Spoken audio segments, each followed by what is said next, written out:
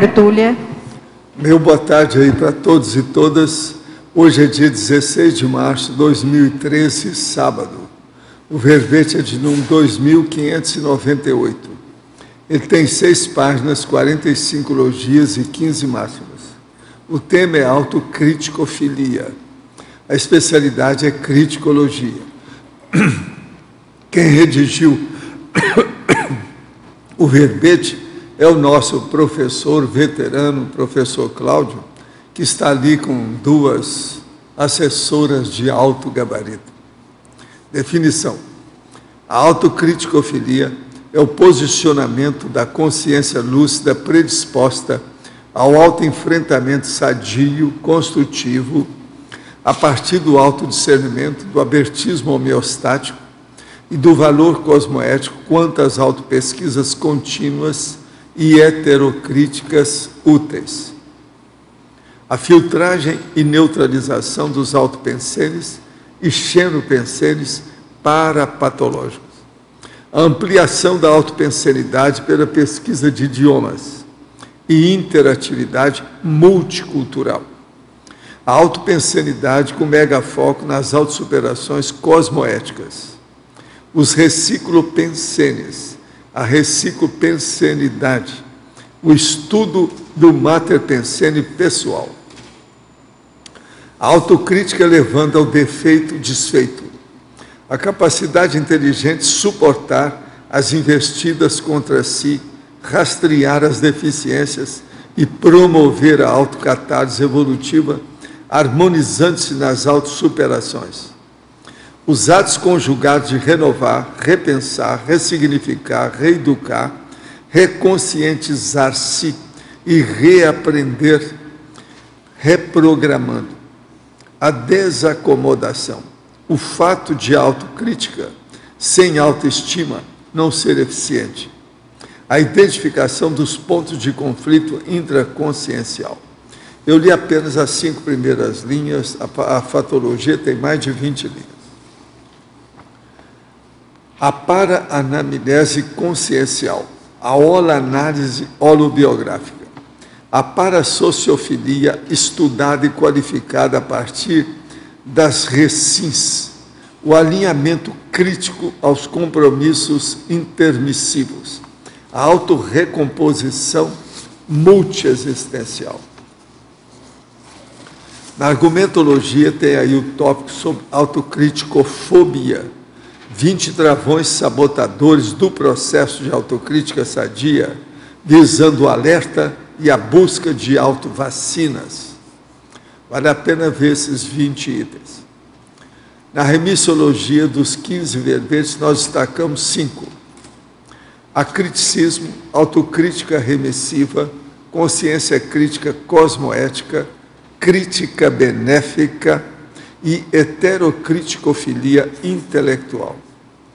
Frase enfática: evolui mais rápido quem se auto-enfrenta saneando os gargalos, acolhendo os autotrafores e empregando a autocriticofilia para desfazer bloqueios, interassistir e recuperar os contos.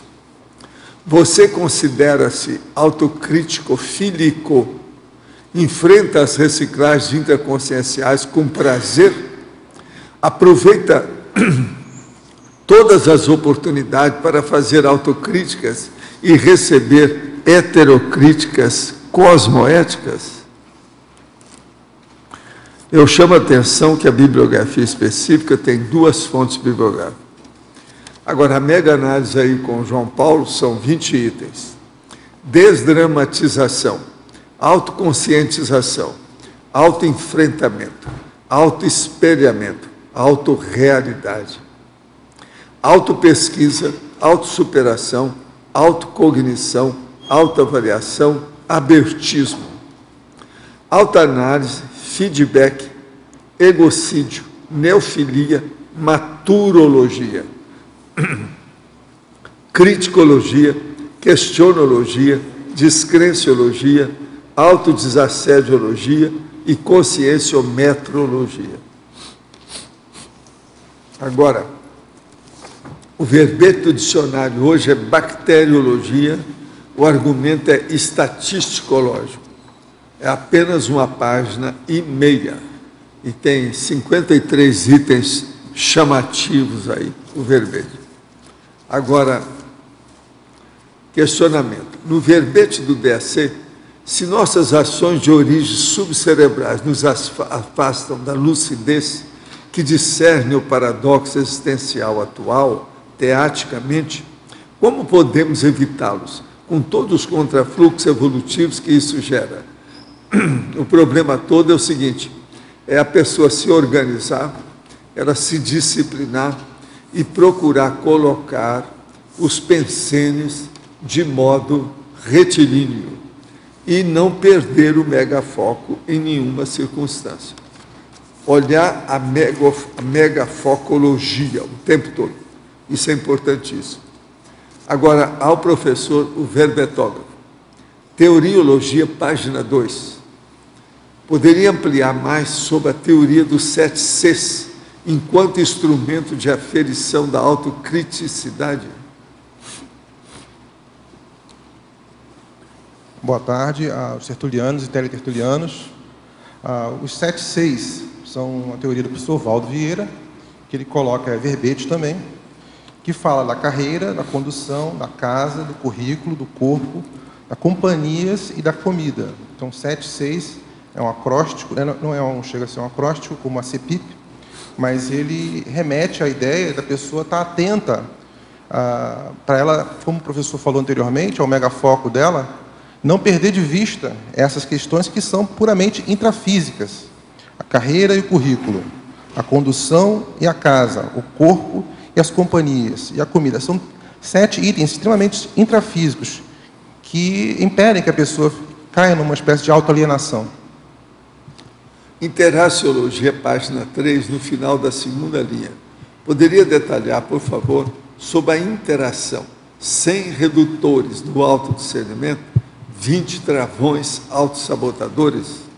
Esses 20 travões, eles estão aí no final do verbete, estão abertos a críticas, sugestões, comentários, debates. Tá? Meu e-mail é clmonteiro@fgv.br, quem quiser continuar os debates. E os 100 redutores de autodiscernimento estão na obra do professor Valdo, o Homo sapiens reurbanizado, se eu não me engano, e fala exatamente de fatores que vão levar a pessoa a reduzir o autodiscernimento, o rendimento, e o processo da autocrítica. É importante lembrar que a autocrítica é só o princípio do início do começo.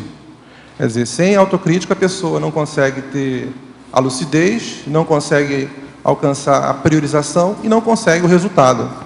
Então, esse verbete é um verbete para iniciantes, para pessoas que estão começando a pesquisar a conscienciologia. Então, ele tem esse conceito de a pessoa começar a ter autocrítica. Sem autocrítica, a pessoa realmente não consegue, a consciência não consegue avançar na conscienciologia. Gente, isso aqui é uma revista que está nas bancas desse mês.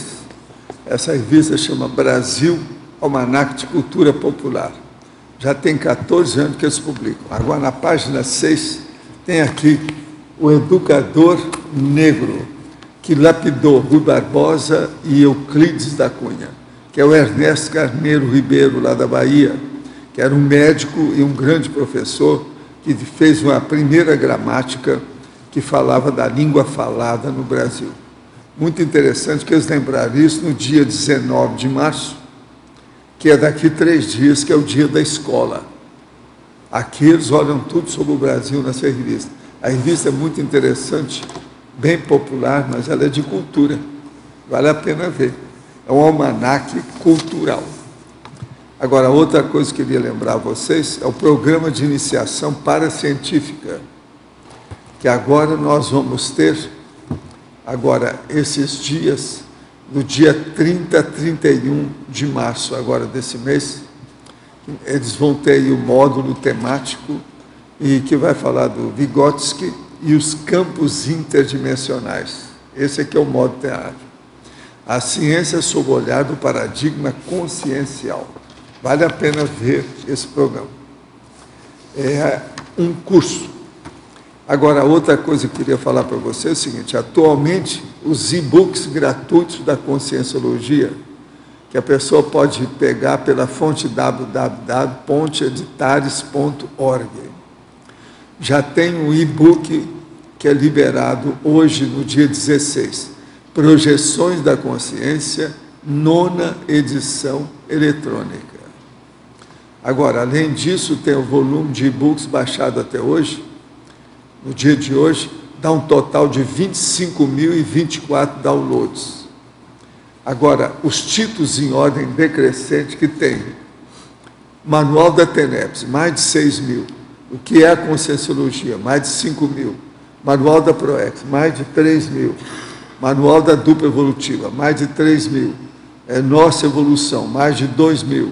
Manual da Verbetografia, mais de 1.000. E Coragem para Evoluir, mais de 1.000 também.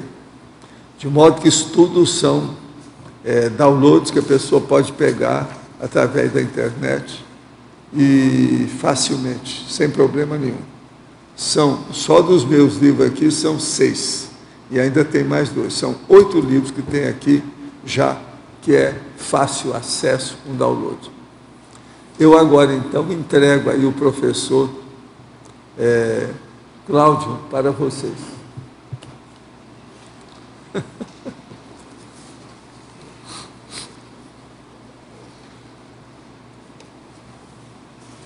Uma correção que a gente tem a fazer aí, na página 5, antes que vocês comecem a me perguntar, eu espero que sejam muitas perguntas.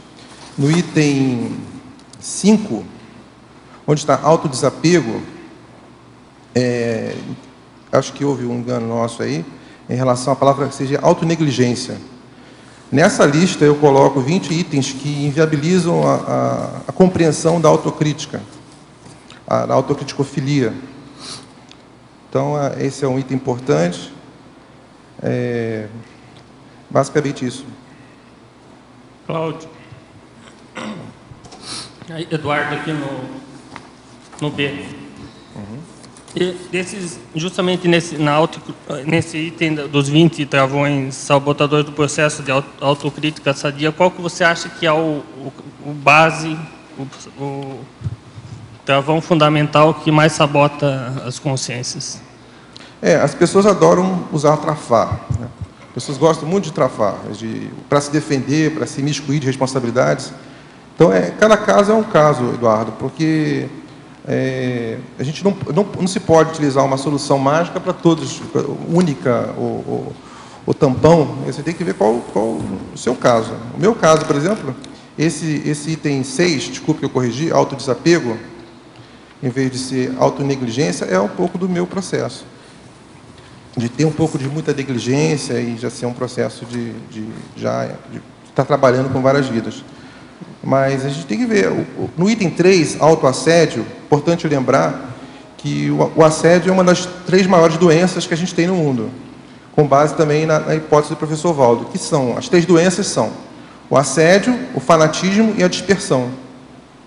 Então, esses 3 itens aí, que a gente pode estar remetendo às teorias do professor Valdo, são os principais problemas da humanidade: o assédio, o fanatismo e a dispersão. E eu aqui coloquei o item 3, autoassédio, que acho que é o primeiro de todos.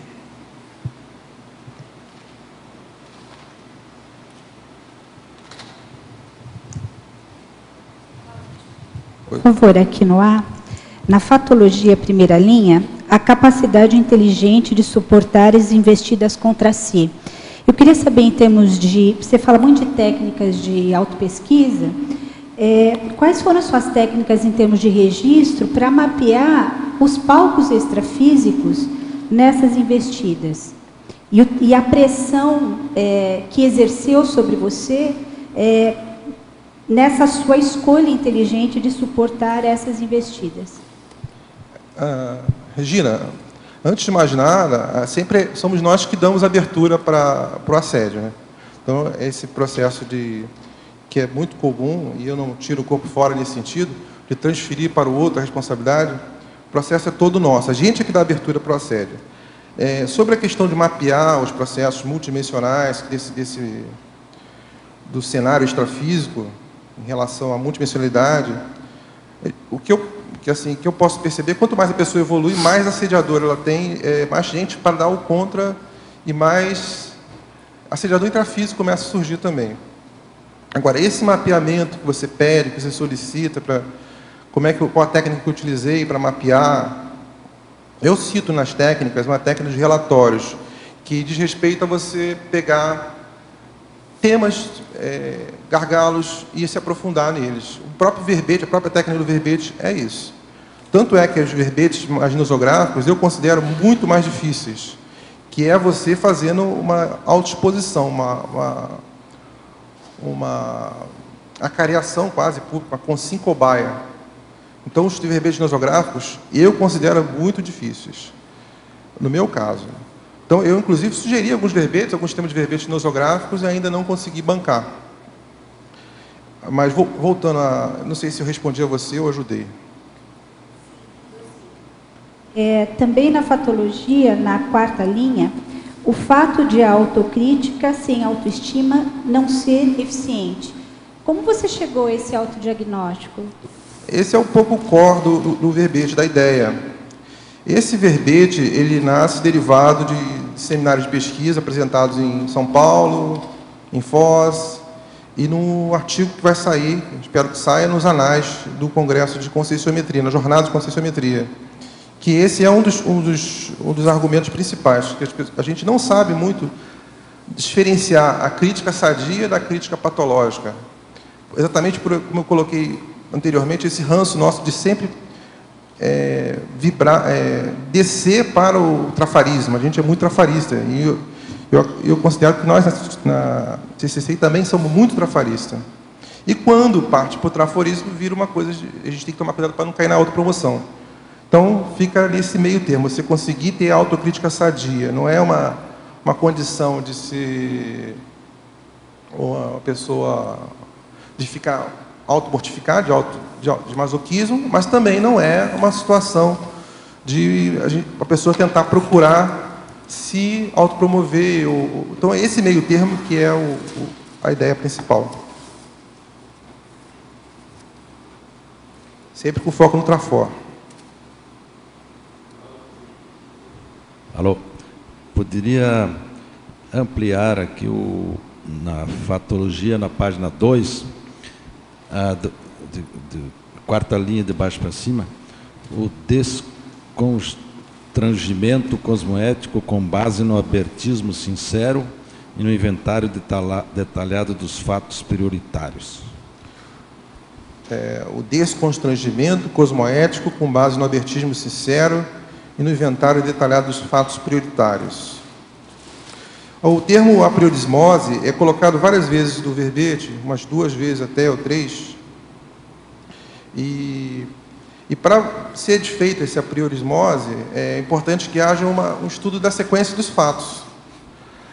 Tanto na área do jornalismo como na área do dia a dia, do cotidiano, a nossa análise tende a ser uma análise muito fragmentada, muito relativa à sua percepção, ao seu ponto de vista. Quando eu coloco que é desconstrangimento cosmoético, é a criação de um campo que seja reconciliador, a criação de uma autocrítica pública, como é um verbete, o pedido de perdão, mas basicamente o foco no abertismo, nesse abertismo que permite isso tudo, viabiliza isso tudo. Também no último paradoxo, se fala aí que o paradoxo das críticas nem sempre representam más notícias. Isso é mais também do lado jornalístico da questão, porque se diz que uma crítica construtiva a gente aceita. Paradoxologia, o paradoxo das críticas nem sempre serem más notícias. Comumente, o uso de críticas é sempre para poder demolir as pessoas. Então, tem esse ranço, tem esse mau hábito de associar crítica à destruição, e a pessoa se promove destruindo a outra. Isso é assédio, isso é desqualificação, isso é vampirização. Então, a questão do assédio, da crítica como assédio, ela não leva a nada. Então, o paradoxo das críticas nem sempre representarem notícias. Quando se fala crítica em ambiente de trabalho, se associa também a más notícias. Então, aparentemente, a crítica, tradicionalmente, comumente tem sido vista como algo muito negativo. E aqui o argumento do verbete é exatamente representar uma boa notícia, uma oportunidade de aprendizagem, uma oportunidade de autoconhecimento, uma oportunidade de interação, de interface. Eu me considero uma pessoa interfaceira, é o termo do professor Valdo também. Pessoa que procura fazer interfaces. E sem autocrítica, sem essa oportunidade esse abertismo, não é possível que haja boas notícias.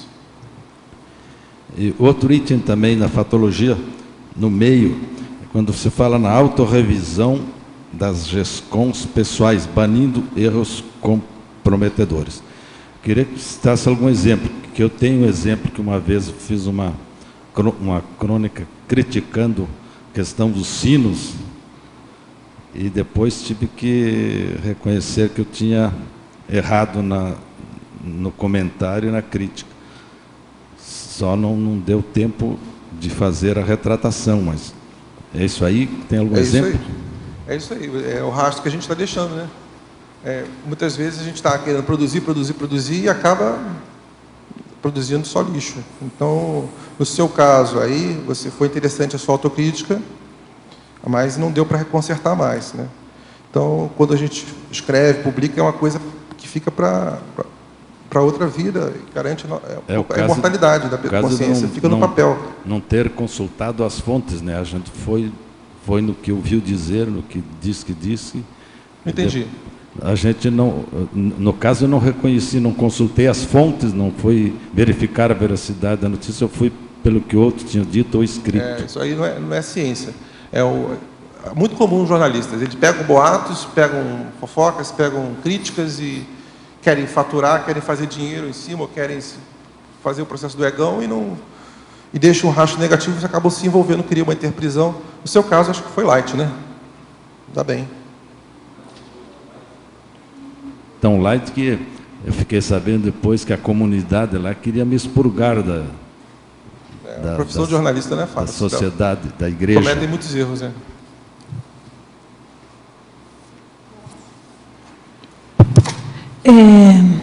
Na página 5, no âmbito da autocriticofobia, você coloca como um dos 20 travões, o item 6, o autodesapego. Eu queria que você comentasse isso com a gente. Esse foi o item que eu retifiquei, Patrícia. Em vez de falar número 6, eu falei número 5. O autodesapego, aí, nos meus originais, eles não estão presentes. E eu corrigi, botei autonegligência.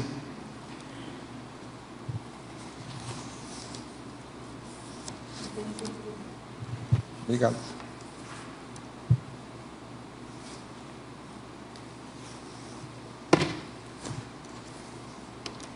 Eu aqui na página 2, fatologia, 11ª linha. O aprendizado máximo com o impacto dos fatos a partir da autoparapercepção ampliada. Página 2, 2ª linha. Não, o fato 11ª linha. 11ª linha. Está na midagem, justo, do texto. Pode repetir, por favor? O aprendizado máximo com o impacto dos fatos a partir da autoparapercepção ampliada. Até com a morte a gente aprende. Então, os fatos que nós temos diante de nós são um grande laboratório de aprendizagem. Quando coloco aqui os impactos do processo do dia a dia, é como eu coloco anteriormente, na primeira linha da página 2, o falso obstáculo disfarçando a oportunidade. Muitas vezes, o que aparentemente é um obstáculo é uma casuística de aprendizagem, de ampliação. Como foi falado hoje anteriormente no círculo mental somático, ampliar a nossa visão é muito curta. Isso eu falo assim, para mim mesmo. ampliar, ver mais amplo, sair do mundinho, nesse sentido. Psicologia, na segunda linha, página 3, o efeito corretor de autoposicionamentos da autocrítica associada à consciencioterapia. Consciencioterapia são técnicas que todos nós conhecemos, que diz respeito a um processo de aceleração. Eu associo a consciencioterapia como se fosse, no meu caso, sempre falando no meu caso, como oportunidade de rememorar curso emissivo, rememorar diretrix, rememorar processos de inteligência evolutiva. Então, a consciencioterapia, ela não pode ser dispensada. A consciencioterapia, ela gera esse fator corretor. É como se fosse o avião estivesse voando e estivesse trocando o motor durante o voo, ou o carro andando, trocando a roda. É essencial.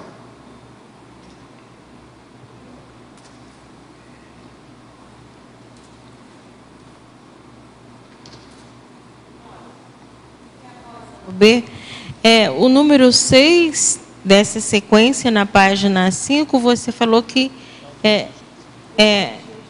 mas olha só, eu não havia ainda ouvido a sua correção e pensei em cima desse autodesapego, que eu acho que tem tudo a ver.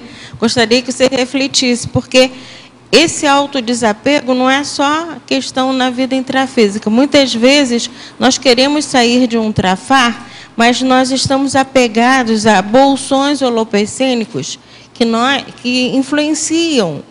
Por exemplo, a teimosia, a rebeldia e outros trafares nossos, que a gente teima, mas às vezes é muita influência de bolsões holopecênicos de acordo com o nosso trafar maior. Por exemplo, aqui, estou até com um folheto sobre bolsões holopecênicos, que vai ter um curso recente, dia 12, que fala assim na questão do saber, bolsões ligados ao saber, bolsões ligados ao poder, ao bélico. E eu estou falando até porque a gente tem traços em comum, né? Então, eu vejo muito em mim que eu tenho muito essa ligação de não soltar, principalmente em relação ligados ao saber. Eu acho que seria bom você refletir e não tirar, acrescentar. Entendeu? Pense nesse autodesapego nesse sentido. Eu agradeço a sua contribuição. A questão do autodesapego também, ou autonegligência, nesse sentido, de você estar negligente com a sua natureza consciencial. E aí você ser arrogante com o egão, que é o número 1. A questão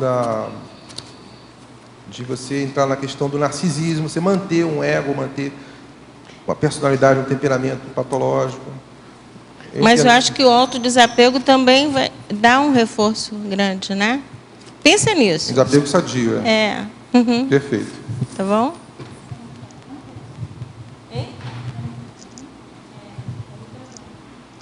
Cláudio, na mitologia, na página 4, você poderia comentar os dois itens, a automitificação através da verborreia e o mito de a crítica oportuna sempre vulnerabilizar pessoas inteligentes? Então, vou começar pela segunda. O mito da crítica oportuna sempre vulnerabilizar pessoas inteligentes.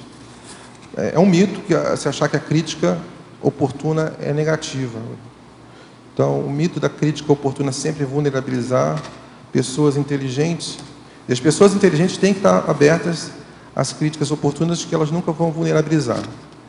E a automitificação através da verborreia é o perfil de se apegar muito ao discurso e pouco à prática, à vivência, à teática. Às vezes a pessoa fala bem, a pessoa expõe bem, tem uma força presencial, comunica muito bem e acaba criando no processo lá do narcisismo, que a gente colocou também entre os 20 travões. Por falta de verbação. Ela fala, mas não faz. E não só isso, porque ela gosta dessa condição de aparecer pela fala. Até que ponto que a pessoa se apega a esse agão de e que ele está distante do processo dele consciencial, porque a aparência que ele tem é melhor do que a realidade que ele é. E não assumir a realidade com autocrítico-filia. A realidade dele é essa, com essas deficiências, com essas limitações. Mas a imagem da pessoa bem falante, da pessoa bem articulada, da pessoa fala rápido, responde rápido, frases de efeito, frases que me consolam, e não ter uma teática mesmo. Ele cria uma automitificação, um autonarcisismo e um processo de autoenganação e heteroenganação.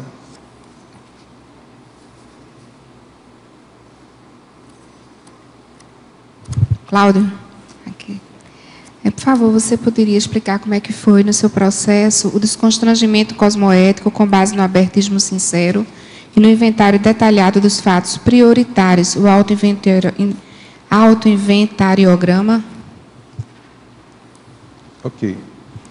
Essa questão do desconstrangimento não foi só um caso, foram vários casos de desconstrangimento, que às vezes você tenta limpar e eu tenho muito processos com questões financeiras, uma dificuldade muito grande de me organizar financeiramente.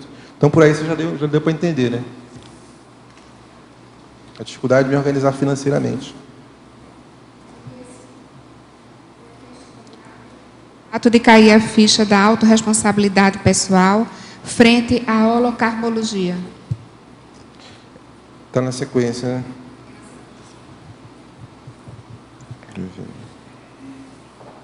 O fato de cair a ficha... Na penúltima linha, página 2, fatologia. Aqui.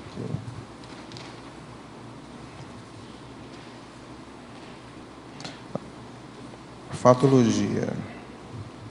O ato de cair a ficha da autorresponsabilidade pessoal frente à holocarmologia. A base do processo da autocrítica tem que levar à autorresponsabilidade. Se você não tem essa autorresponsabilidade, a tua crítica está furada. Essa autocrítica, ela tem várias áreas, não é só na área financeira ou só na área estética. Então, a questão mais ampla, talvez, que mereça autocrítica é a questão holocármica do nosso passado, do nosso potencial. O que a gente tem feito em relação a esse potencial que a gente tem de consciência de várias vidas, que acessa a conscienciologia, que acessa um curso intermissivo. O ato de cair a ficha, a autorresponsabilidade. Você pediu meu exemplo, vou além, então. Eu estou aqui em Foz já vai fazer 11 anos. O meu processo de cair a ficha foi acontecendo gradativamente. E cada dia cai mais fichas. E isso tem a ver com a relação de recuperação de cons. O fato de estar em Foz não quer dizer que Foz seja a terra prometida. Como nós estávamos falando hoje no Círculo Mental Somático, e quem não veio perdeu, existem pessoas, segundo a perplexidade nossa, que estão fazendo ProEx e ProEx policármicas fora da conscienciologia. Então, essa questão da holocarmologia é realmente a pessoa está pensando no processo policármico. Cláudio, na página 2, fatologia, na sexta linha de baixo para cima, no final da linha, autocrítica com organização mnemônica. Você pode comentar? Autocrítica com organização mnemônica. Há uma tendência muito forte, Mércia, da gente se focar especificamente na organização material, organização da roupa, da estética, do cabelo. Mas como é que está a organização pensênica? Como é que está a administração dos links com assédio, da raiva, da insegurança, do medo, a administração disso? Então, a principal organização que eu considero é a organização pensênica, mnemônica, e a recuperação de cons e recuperação do processo multiexistencial, sem conflito com a realidade, porque às vezes a pessoa tem uma recuperação mnemônica e entra em conflito com a realidade atual dela. Por isso que em alguns casos a pessoa não há essa recuperação mnemônica, ela não recupera algumas coisas, é de caso pensado, segundo eu entendo. Ficou claro?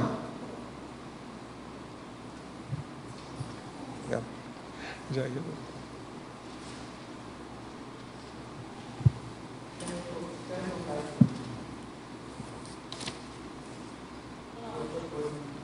Só um minutinho. Gostaria de fazer uma correção, que aí ficaria melhor autoapego, porque é travão. E a profilaxia seria o desapego, né? Entendeu? Só essa correção da questão da terminologia. Está ótimo. Na sinergismologia, tem o sinergismo das equipes de trabalho estimulando e favorecendo a autocriticidade individual pela prodometria monitorada. Eu gostaria de você dar a sua opinião, a sua observação explicar isso, né? Sobre esse sinergismo de equipes de trabalho que favorece essa autocriticidade. Se a equipe não está muito entrosada, a minha visão é muito essa. Se a equipe não está entrosada, o resultado não é pífio. Mas como entrosar, então, a equipe? Como entrosar a equipe? Como fazer esse sinergismo? Começa com o processo da autocrítica, com a lucidez, com a priorização e resultados. Mas a equipe, esse sinergismo de equipe é dificílimo, mas de respeito ao processo de cada mini peça estar atento ao seu processo de autopesquisa e ter um foco mais cooperativo, menos competitivo.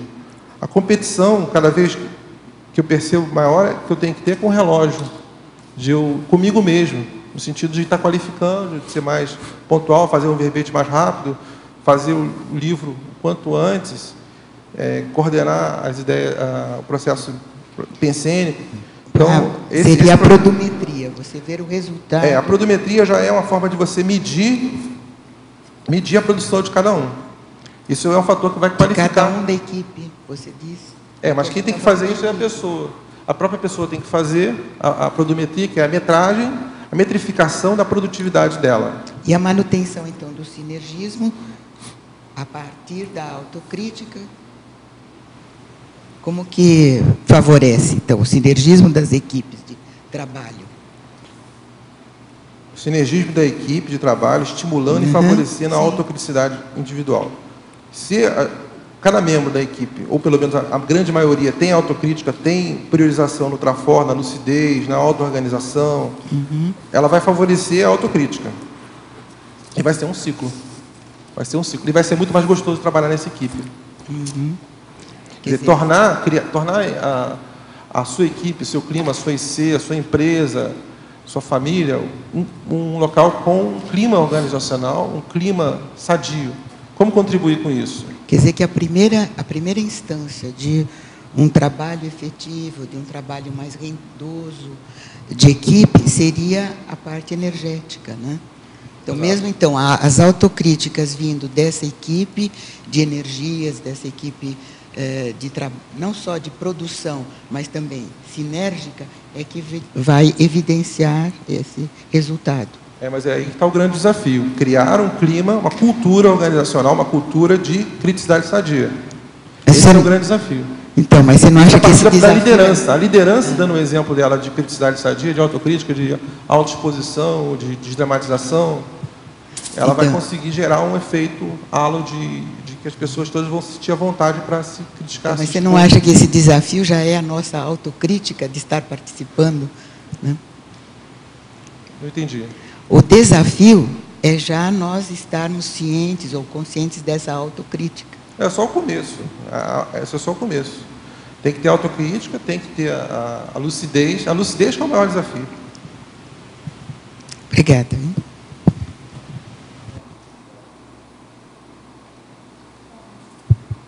Cláudio. Pois não. Eu vejo muito interessante a sua maneira de trazer seus argumentos, sempre pautando na sua vivência. Nesse sentido, eu queria, na página 2, que você falasse um pouco para a gente sobre o falso obstáculo disfarçando a oportunidade.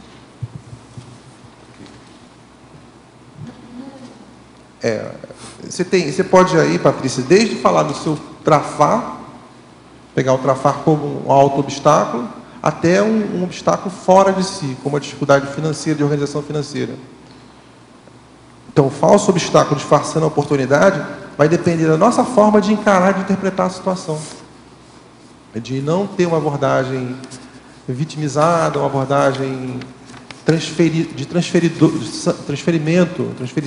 transferência da responsabilidade. Assumir essa responsabilidade, trazer essa responsabilidade para si e conseguir ver o lado positivo de tudo, né?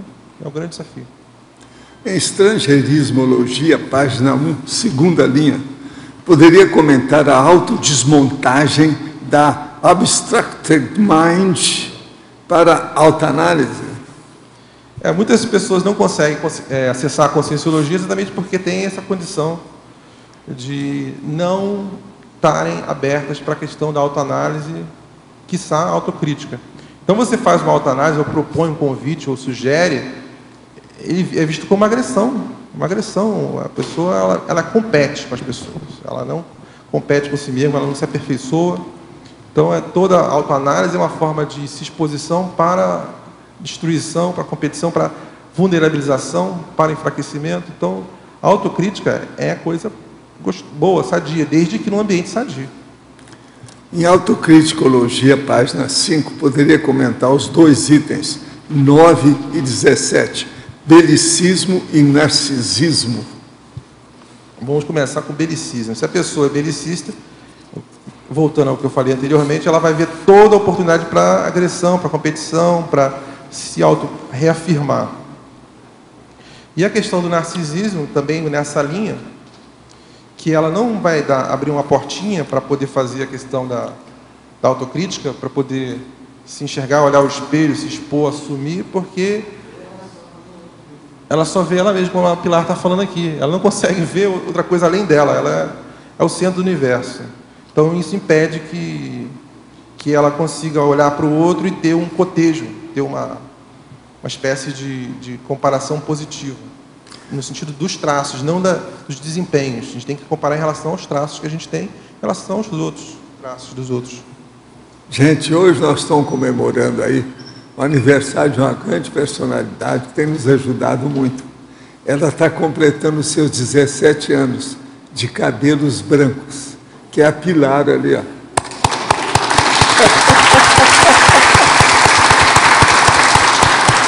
O que você acha? Os 17 anos você não pode reclamar. Pode inverter. Cabelos brancos. Pode inverter. Para fazer. Aí dá certo. 17 para 71. Acrescenta mais um pouco. Para dar certo tem que acrescentar mais um pouco. Mas você vê, ela está muito disposta. Está ali, ó, para fazer, né, o acesso. Ela é assessora aí do Cláudio. Acesso autocrítico, né? Para não menosprezar, apesar da idade, não menosprezar o trabalho. Que ainda é possível produzir e autocriticar. Por muito tempo ainda. Cláudio, no seu verbete aqui, você fala da autocriticofilia. Eu gostaria só que você pudesse comentar uma situação que pode acontecer com a pessoa que está desenvolvendo essa criticofilia, que é a questão da pessoa não enxergar determinada necessidade que ela possui de renovação, de recim, e como que ela faz para desenvolver o ato de escutar e entender o que o outro está dizendo a ela para ela melhorar a sua própria autocrítica. Eu coloquei a questão do interfaceiro. Esse termo peguei do professor Valdo. Ele ser mais interfaceiro. Ele se colocar mais no meio de campo. E aí você corre risco de ser classificado como A ou B. Não, eu não sou esquerda nem direita, eu estou na interface. E também cuidado para não ser amburista ou ambíguo. Você tem o seu posicionamento, mas na comunicação você tem que ser interfaceiro. Você tem que fazer o ir e vir. O processo da assistência não é só você ficar só na CCCI, nem ficar só na SOCIM. Você tem que fazer esse ir e vir. Não fazer também da CCCI apenas um pit stop, aí você vai, pega as energias e volta. Não, você tem que colaborar também, agregar para isso.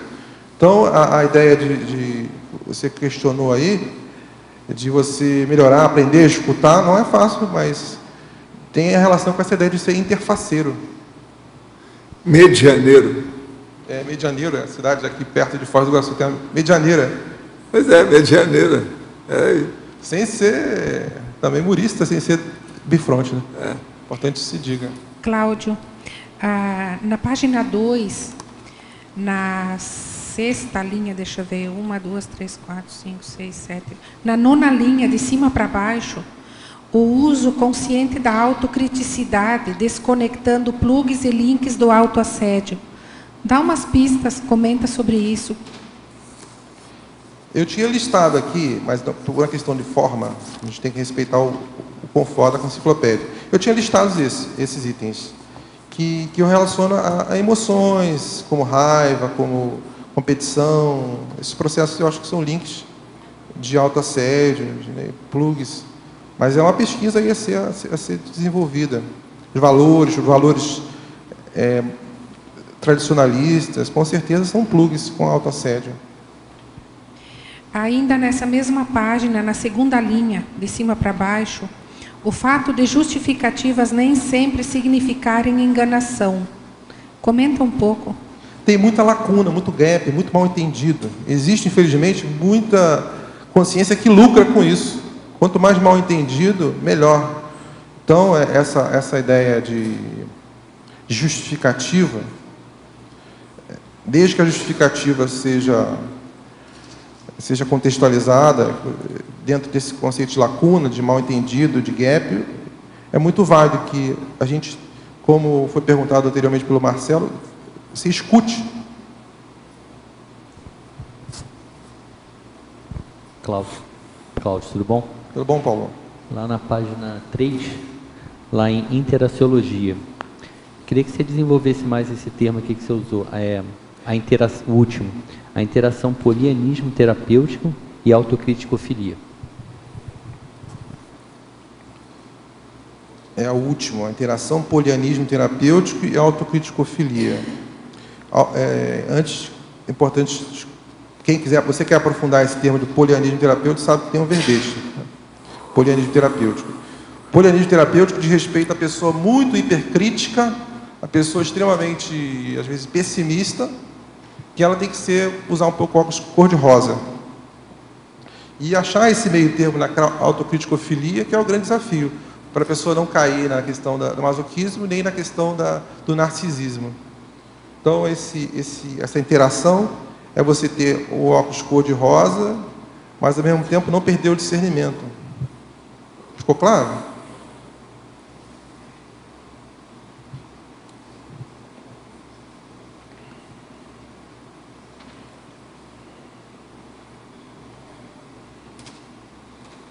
Importante também, quem quiser aprofundar esse tema, o professor Valdo publicou no DAC, se eu não me engano, o verbete autocriticologia. Tem 17 itens que ajudam a qualificar a autocrítica, que são, entre outros, rigor, detalhe, um processo de estar mais austero, que eu ainda estou estudando.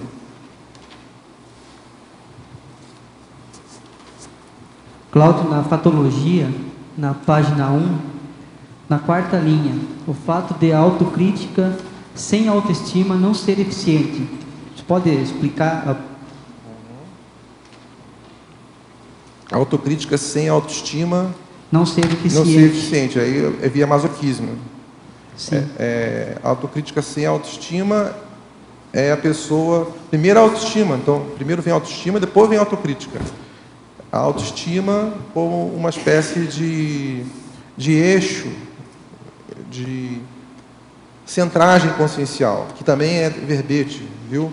Então, essa autocrítica sem autoestima corre muito risco da gente cair num processo de super austeridade, ou de sisudez excessiva, de fechadismo, de processos autocentrípeto. Sim. Então, a autoestima, quando fala em autoestima, é no sentido de que a pessoa possa desenvolver os vasos comunicantes com o mundo ao redor. Ela possa interagir e possa também reconhecer os seus valores, não só reconhecer os seus erros. Ela tem que acreditar nela para poder fazer essa autocrítica. Ela tem que se conhecer, tem que conhecer o modo de funcionar dela, como ela funciona. Sim. Acreditar, você usou um termo aí que é meio perigoso, né? A gente acreditar.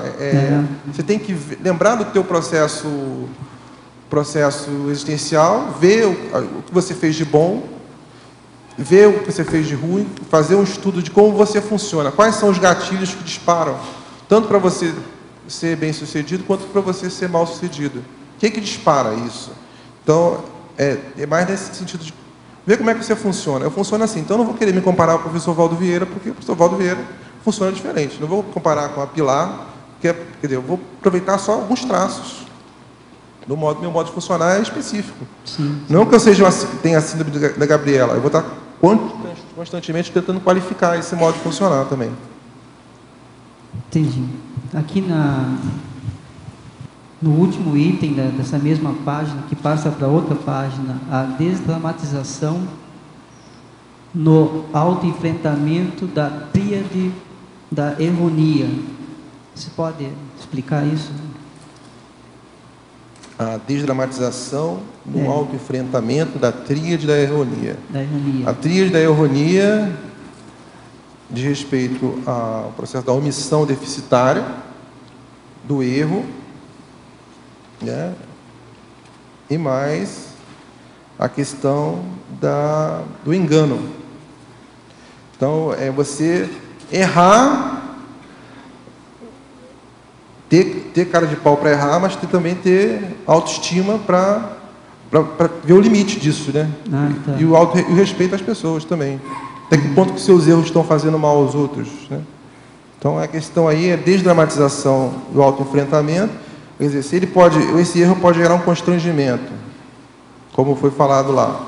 Aí você já tem um termo lá que eu coloquei, desconstrangimento cosmoético, com base na vertigem sincera. Vai ter que ter mais a vertigem, mais autorretratação, pedido de autorretratação pública, tem toda essa questão. Então, a desdramatização é um traço que o carioca tem muito, né? É a questão eu sou do Rio de Janeiro, mas não me considero hoje um crítico das coisas boas e coisas difíceis do Rio de Janeiro. A questão de ver o aspecto ruim e assumir, reconhecer com frieza. Sim, não é colocar panos quentes na história. Exatamente. Tá, ok.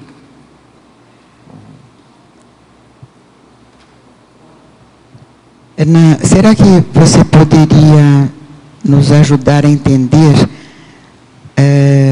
sobre o conhecimento da autocrítica na enumerologia?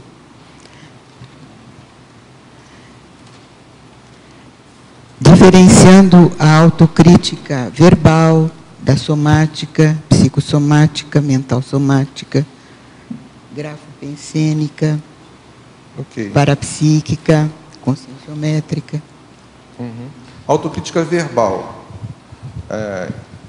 Cada área da autocrítica, cada área da consciência, que é miriaédrica, como é também o verbete, consciência miriaédrica, verbete da professora Rosa Nader, a consciência tem uma miríade de traços e de áreas de manifestação. Então, a área verbal. Nada melhor que o conscienciograma para utilizar também, para poder classificar em cada área como você é. Mas aqui explicando, autocrítica verbal diz respeito a você ter concisão, você ter o conteúdo e a forma adequada. Autocrítica somática diz respeito à sua saúde consciencial, saúde somática, e também a questão da sua aparência física. Autocrítica psicossomática diz respeito à lucidez em relação às emoções, domínio, administração do psicossoma. Autocrítica mental somática diz respeito ao processo das ideias avançadas. Autocrítica grafopensênica, se qualificar, como fez o exercício do professor Elcardio, avaliar o processo da escrita dele. Autocrítica parapsíquica. Qual o meu nível parapsíquico? Qual o meu nível de assistência? Qual o meu nível da minha tenepse?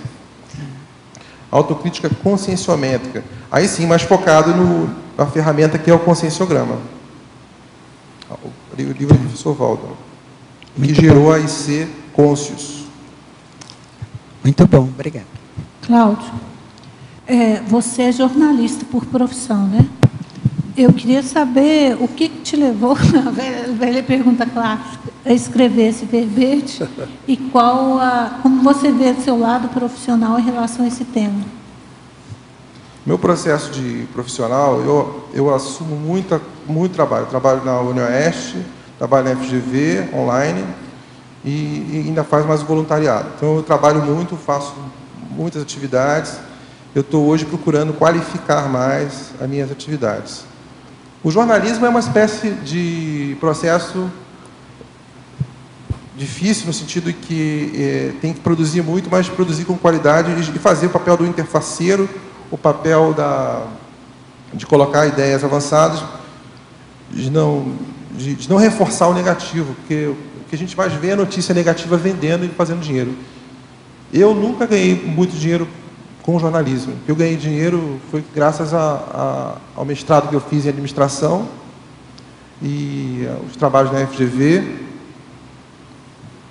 Mas a questão que causou, qual foi a derivação desse verbete, o que derivou, é exatamente esse intuito de ver que a crítica é uma coisa positiva e que ela é mal utilizada, inclusive pelos jornalistas, inclusive no ambiente das empresas. Meu mestrado não foi na área de comunicação, o mestrado foi na área de administração. E hoje eu elaboro questões para o banco de questões da FGV online e tutoro turmas. Só que as turmas da FGV online, eu pego cerca de 2 turmas por ano. Daí a necessidade de eu trabalhar como um salário fixo na UniOeste, na parte administrativa. Hoje eu trabalho na parte administrativa, na parte de secretaria, e em breve estou mudando de setor, se tudo correr bem, porque a secretaria é uma área de soluções e uma área também que requer muita organização. Está sendo bom para melhorar a minha auto-organização, grande laboratório. Não tem muito a ver com jornalismo, mas tem muito a ver com comunicação. Ficou claro?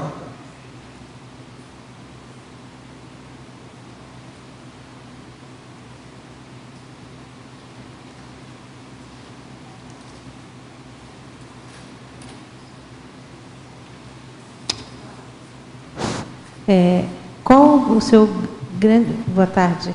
Boa tarde. Qual o seu grande ganho, assim, quando você, então, está trabalhando com esse tema criticofilia? Como é que você vê o seu saldo no desenvolvimento desse verbete?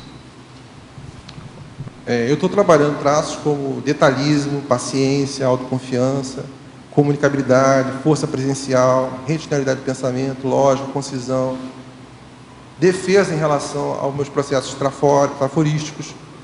A grande questão desse tema, Érica, para mim, é realmente ver o processo traforista, que é o que alavanca a consciência para frente. Dá uma resgatada nesse conceito de crítica como um fator alavancador. No artigo que, se vocês quiserem ler lá nos anais, vai ser muito positivo mandarem feedbacks, eu coloco a crítica sadia e faço um contraponto com a crítica malhação de Judas, que é o processo de linchamento, que as pessoas fazem o linchamento, usam a crítica como uma forma de linchamento. Então, nesse intuito, eu acho que a crítica é uma ferramenta para a evolução, para a lucidez. E eu coloco também a questão da superexposição e da fuga. Então, se você puder a gente puder discutir depois, isso aí, e também agora, se quiser aprofundar. Obrigado, Cláudio. Rosa, outra vez. Em primeiro lugar, eu esqueci de te parabenizar pelo autoenfrentamento, e espero vários outros verbetes pela sua capacidade, que eu sei que você tem, de fazer vários outros. Eu gostaria de perguntar a você, na página 2, sobre a segunda linha da parafatologia, como você veria isso, pensando em termos de parafatologia, a parasociologia estudada e qualificada a partir das recins? Qual linha? Na parafatologia, segunda linha. A parasociologia estudada e qualificada a partir das recins. Diz respeito ao processo do convívio extrafísico, da mudança do teu padrão, de um padrão mais baratosférico, mais atrasado, para consciências, para comunidades mais avançadas. Então, a parasociofilia estudada, qual que é a minha paraprocedência? Qual o tipo de pensene que eu carrego, que eu alimento, que vai gerar um processo de imantação ou de estar... Porque a gente, quando dorme, quando a gente se projeta, lucidamente ou não, a gente vai para o lugar que a gente está pensando. Se a gente pensa muito naquilo, a gente vai para aquele lugar. Ou vai para aquele padrão de pensamento, aquela frequência, aquela sintonia. Então, a partir do momento que a gente estuda esse padrão pensênico, a partir também do momento que você estuda o processo da questão da conviviologia, da sua sociofilia ou da sua sociofobia, você vai conseguir também entender um pouco de você. E, a partir da Recim, qualificada a partir da Recim. A Recim naquele ciclo do processo da autoanálise que leva à mudança. Não adianta também uma autoanálise que não leva a mudança nenhuma. Então, a partir do momento que a gente muda, que a gente faz reciclagens intraconscienciais, você vai também estar qualificando e gerando um efeito nas outras consciências. Então, automaticamente vai gerar um efeito na parasociologia também, né? Que é direcionada ao grupo, ao bolsão que nós estamos interligados, né? Sem dúvida. Sério. Obrigada. Cláudio, na pensenologia, o último item, você poderia relatar aí como é que o estudo do Mater Pensene pessoal, qual foi a técnica que você usou, como é que você conseguiu chegar no teu Mater Pensene pessoal? A questão do estudo Mater Pensene pessoal, eu não tenho claro ainda. O verbete, são vários tópicos, tem pesquisa, tem vivência, mas tem também metas. Então, nesse sentido de entender o Mater Pensene pessoal, eu tenho algumas tinturas no meu Mater Pensene, do meu jeito de ser, dos meus valores. Por exemplo, eu tenho conscienciofilia. Eu tenho afinidade, eu tenho uns valores a cooperação. Eu tenho o processo da intelectualidade, até que ponto uma mental somaticidade avançada ou não. Então, eu estou estudando isso ainda.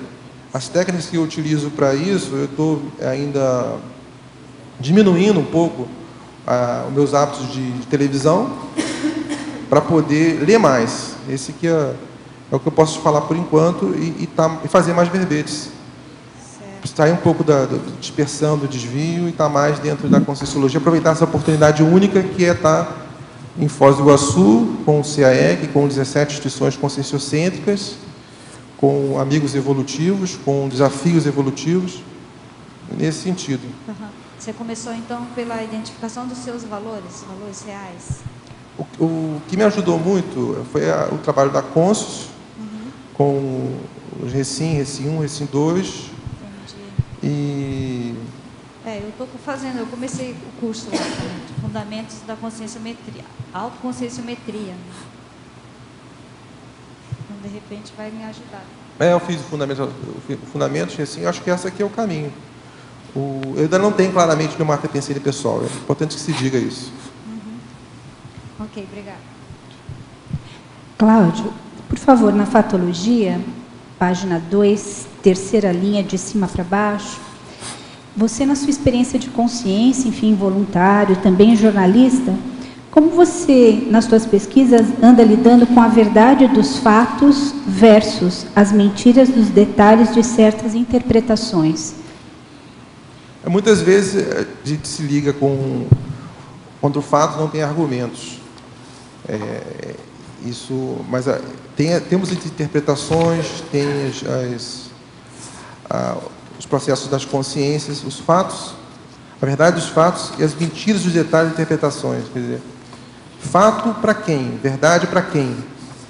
Então, o fato, ele é uma sequência de acontecimentos, como foi colocado a professora Mauro Balona, uma sequência que ela colocou, até brincou, falou onde estava o docinho que estava aqui, e ela usa essa técnica para ver a sequência, crescendo do processo dos fatos.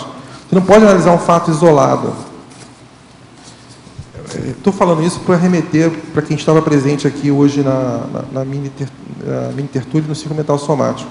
E sempre procuro citar também pessoas da CCCI. Mas eu também trouxe exemplos de fora aqui para poder ilustrar outros assuntos. Mas o fato, a verdade dos fatos versus a mentira dos detalhes da interpretação, porque você tem um fato que às vezes está no jornal, na capa do jornal, mas aquilo não é uma verdade. Aquilo que está na capa do jornal é uma mentira, disfarçada.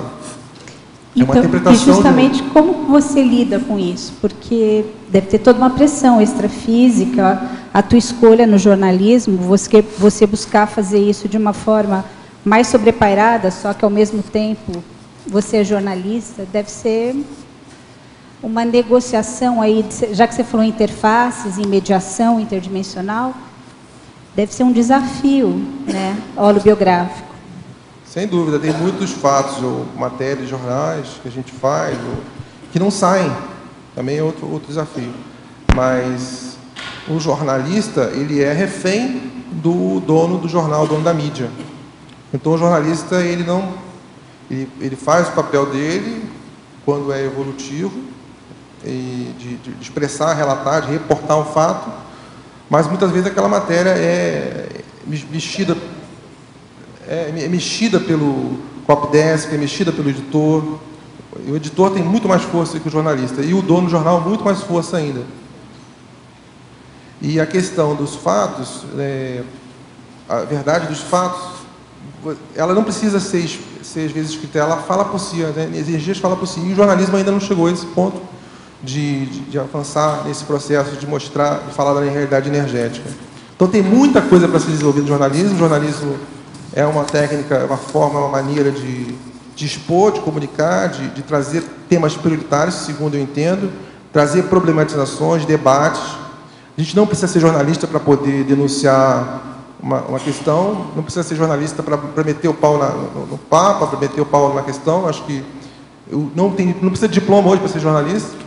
Então, a questão toda, nós estamos convidados a escrever no jornal, a enfiar a cara aí e mostrar o que a gente pensa. Professor Cláudio, por que você não inseriu em tecnologia a técnica das 5 horas de reflexão? Na minha opinião, faltou esta inserção. Tá? Como sempre, é uma pessoa de Porto Alegre. Eu realmente concordo com... Quantas técnicas nós temos aqui? Temos técnica do conscienciograma, técnica da criticidade cosmoética, técnica da janela de Johari, técnica do sobreparamento analítico. Não, já está no limite já. 1, 2, 3, 4, 5, 6. Caberia mais um, é muito oportuno. Obrigado. Professor, mesmo ciente que não precisamos mais da teimosia, às vezes ela reina em nosso micro-universo. Como abrir mão da teimosia, já que esse traço nos acompanha desde a época em que éramos bactérias? Não, você era bactéria, mas você mesmo reconhece que agora não. Você tem aí trilhões de bactérias com você, principalmente da boca até o reto.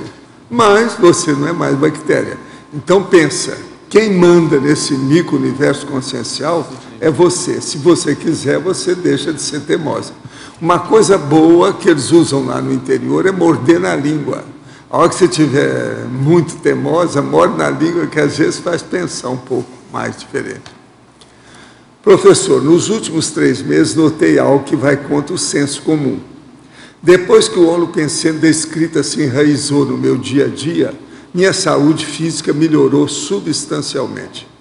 Os reflexos e a capacidade aeróbica melhoraram muito. Porém, uma coisa não tem nada a ver com a outra. Tem sim. Existe explicação racional para isso? Sim. Isso não tem lógica? Isso tem lógica. O caso todo é o seguinte: a hora que você começou a mexer com o holopensene da escrita, você começou a trabalhar com o mental soma. O mental soma começa a funcionar através do autodiscernimento. Esse autodiscernimento faz você começar a pensar com maior equilíbrio. Esse maior equilíbrio vai limpando as energias gravitantes, negativas, praticamente de desequilíbrio em torno do seu holopensene. E isso, então, começa a melhorar os órgãos e sistemas do corpo humano. Todo mundo que começar a trabalhar bem com mental soma, a tendência é aquilo refletir, esse trabalho de equilíbrio, refletir no corpo aonde ele esteja perturbado ou alterado. Então a pessoa melhora. Eu não vejo nada demais isso aí, é o óbvio. Agora, ó, tem mais uma observação que é bom você observar, falar, investigar, fazer uma abordagem que você não falou. Quais são os temas que você está escrevendo? Isso é interessantíssimo e importantíssimo. Olha bem os temas e veja as consequências dessas escritas suas. Isso vai esclarecer os outros, isso vai ser bom, isso é positivo, é construtivo, é edificante, é evolutivo. Isso é que é importante. Cláudio, você poderia comentar a última síndrome, na página 3, lá na última linha. A síndrome do mau humor encobrindo a autocrítica e distanciando a heterocrítica útil. Mais um mecanismo de fuga de autoenfrentamento. O mau humor como uma máscara, uma carapaça que a pessoa utiliza para não enfrentar, para não se expor. O mau humor realmente é delicado. Por que a síndrome? Porque ela deixa de ser uma única forma de temperamento para se tornar uma identificação. A pessoa associar o mau humor, ele lembra daquela consciência. Então, fica a questão para autoanálise. Eu sou mal-humorado, como está meu bom humor? Como está a minha abertura em relação às pessoas e abordagens surpreendentes que podem até gerar um estranhamento. Então, a síndrome do mau humor, ela remete também à ideia uma época na França, que ter mau humor era a moda.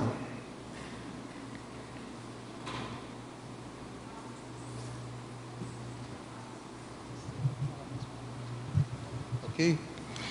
Afasta as pessoas, né? Por isso que distancia a heterocrítica útil, né? A pessoa fica com receio de chegar perto, é isso? Gera uma refraternidade negativa. A pessoa fica... Esse tema desse verbete também tem muita relação à postura de sair da torre de marfim.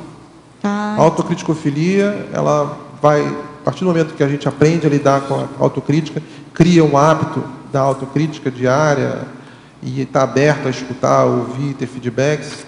Você sai da torre de marfim, sim, você entra no processo assistencial, aprendizagem constante, desassédio mais possível. Deixa eu só fazer um comentário. Tem uma coisa que é luta e tem uma coisa que é fuga. Dentro da terapia cognitivo-comportamental, então vai dizer que tem uma coisa que você vai se afastar, né, vai distanciar, e tem uma que você vai agir de forma como se estivesse mesmo numa luta, né? Pode ser uma briga, pode ser um ataque, em vários aspectos, né? Só porque nem tudo é fuga, tem a luta também, tem a agressão também.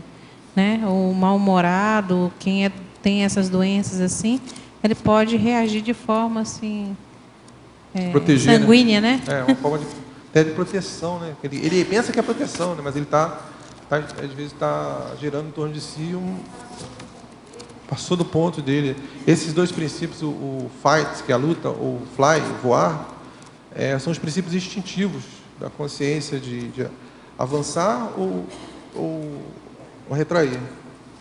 Cláudio, na página 3, sindromologia, na terceira linha de baixo para cima, queria que você comentasse um pouco, síndrome da distorção da realidade. Que origem ela tem? Que tipo de distorção a gente pode promover? Sempre quando a pessoa está distorcendo a realidade, pode subentender que há um ganho secundário ou uma limitação cognitiva, essas duas possibilidades.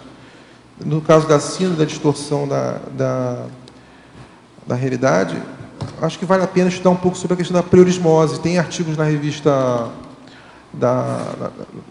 artigos relativos à priorismose, no Journal of Conscienciology, que acho que vale a pena dar uma olhada, se você tiver a oportunidade. E quando você fala da limitação cognitiva, explica um pouco mais, aprofunda, o que isso representaria, que consequências traz? Distorção cognitiva? Quando você falou da limitação cognitiva. A limitação cognitiva, a pessoa ela não consegue, o universo dela, o universo cognitivo, o dicionário cerebral dela é limitado, então ela não consegue ir além daquilo, e ela pega ela faz ela associa aquilo com Deus, associa aquilo com a mãe dela, com o grupo diminuto que ela tem, ela não expandiu a visão dela, não tem cosmovisão. Essa é uma possibilidade. Outra questão mesmo neurológica, química, que também pode ser uma deficiência dela que vai gerar distorção. Em Fatologia, página 1, primeira linha, autocrítica, levando ao desfeito, ou defeito desfeito. Poderia explicar? Sim. Defeito, desfeito é mais um verbete da Enciclopédia da Conscienciologia. Vale a pena pesquisar. O defeito e desfeito tem a relação com aquela ideia do desconstrangimento cosmoético, que também é a antepenúltima linha da fatologia. E o defeito e desfeito diz respeito à autorretratação, retificação, a oportunidade, ainda em vida, ainda em tempo, da pessoa corrigir os rastros mal cheirosos que ela deixou. Ainda em Fatologia, última linha, poderia comentar a desdramatização no autoenfrentamento da tríade da erronia. Você já tocou alguma coisa aí, mas é bom repetir, porque essa pessoa é de longe. Mais longe. Merece, né? Então, a desdramatização... Porque há uma tendência do pessoal exagerar nas tintas quando fala de trafar. Há todo um drama. Drama faz novelas, dramas vende, drama vende jornal. Então, abrir mão desse processo do drama, do processo da autopromoção negativa, porque ainda a falácia, no sentido de que falem mal, mas falem de mim, né? Isso aí é a maior furada que tem, porque vai reforçar, retroalimentar a doença e o ciclo vicioso. Então, a desdramatização diz respeito à questão do autoenfrentamento, levando a pessoa a ver friamente o fato e a análise dos fatos, a sequência dos fatos, visando ver a parte dela, onde ela errou e aonde os outros erraram, e saber que só ela pode corrigir a parte dela e largar de mão os outros aspectos que não vão levar a nada. No DAC da Conscienciologia, página 19, poderia comentar o enunciato. O enunciato, eu digo o seguinte: mesmexologia. O instinto traz e mantém a compulsão de repetir. Por isso, se uma coisa não presta mesmo, corte hoje, agora, já, porque a tendência natural, se não há autodiscernimento, é empurrar com a barriga no errado e no desvio. Nós chamamos isso de procrastinologia. Temos de ser realistas com alguma lucidez sobre os bastidores da vida humana. Vamos estudar o parapsiquismo a fim de deixar o lixão da vida intrafísica. É muito lixo que há por aí afora. A rainha é exemplo da baratosfera.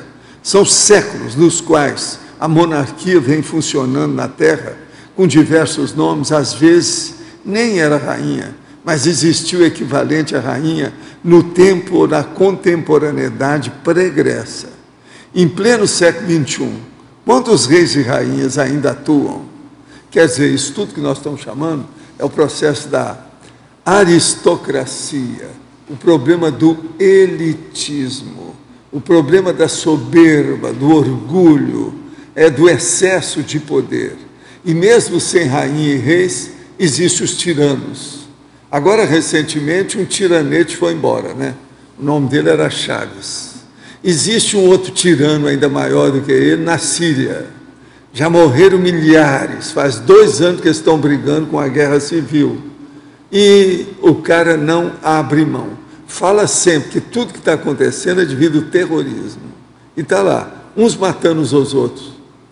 Então, veja, esse é um tirano, e com a maior calma, ele é todo calmo, alto, magro, cheio de vida. Quer dizer, isso tudo é a tirania, o processo da aristocracia, do poder. A pessoa entra no pódio, ou senta no trono, e ela acha que tem alguma coisa. Agora, vocês sabem, como eu digo, a coroa não cura dor de cabeça. Então, pelo contrário, ela pesa na cabeça, e com o passar do tempo é pior do que chapéu, porque tem mais peso. Isso vai criar problema. De modo que a gente precisa de estudar é o processo da evitação da repetição imprópria, a repetição boba, a repetição que cria um rame-rame, o rame-rão, que cria aquela repetição inevitável de coisas infrutíferas, que não evolui, que faz a regressão. É isso que nós temos que estudar. É aí, então, que nós temos que estudar que nós somos um campo ecológico de bactérias. Já fomos bactérias e não somos mais.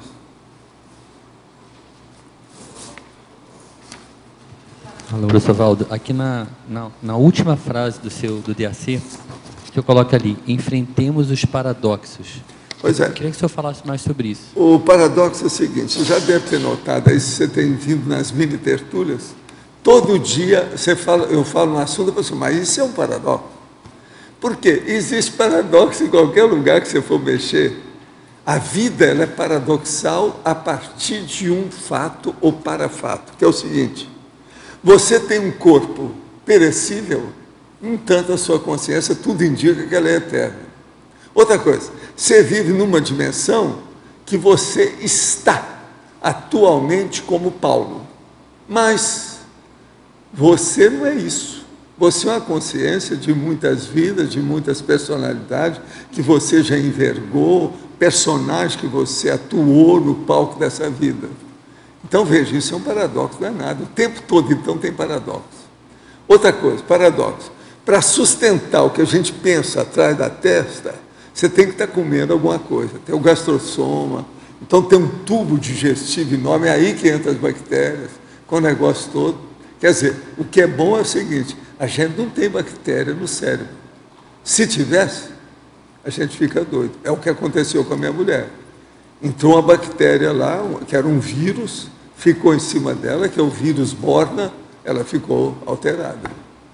Está entendendo? Agora, o que é bom é que nós temos bactéria de fora só, até sair. É o tubo gastrointestinal, é onde as bactérias têm. A sede das bactérias conosco é isso. Agora, o problema nosso é que nós já temos lucidez sobre essas coisas. Vamos, então, analisar os paradoxos da vida e ficar com um aspecto melhor, mais, vamos dizer, imperativo da evolução. Aquilo que exige mais da gente para a gente evoluir. E fazer a distinção disso. Por isso que eu falo, a prioridade com o autodiscernimento. O autodiscernimento, ele pinça o que é prioritário. Com isso, você começa a analisar e fazer a abordagem correta de todos os paradoxos de maneira racional, positiva, lógica, edificante. Você começa a edificar alguma coisa na sua evolução. Então, o que a gente quer dizer aqui é justamente isso, sem esquecer que nós somos um viveiro de bactérias. Então, por mais orgulho que o tirano tem, ele também tem trilhões de bactérias. Como é que fica? Agora, isso que um amigo meu sempre falava, Valdo, esse aí você esquece, as bactérias já tomaram conta dele. Aí você pergunta para ele, mas tomaram como? Todo mundo tem bactéria. Não, mas essa aí entrou no bistunto, ele não funciona mais. Então, entrou no leme, no motor, não funciona mais, pode esquecer. Ele falava, esse aí tem entregue às bactérias. O povo, às vezes, lá no interior, gostava de falar que o cara tem entregue às baratas, mas Entrega de bactéria é pior, porque tem mais bactéria do que barata. Então, como é que fica? Veja aqui dentro, eu não sei quantas pessoas tem. Vamos supor que tenha 50. Multiplica 100 trilhões de bactérias por 50. Como é que fica isso? Daqui a pouco nós temos 4 trilhões.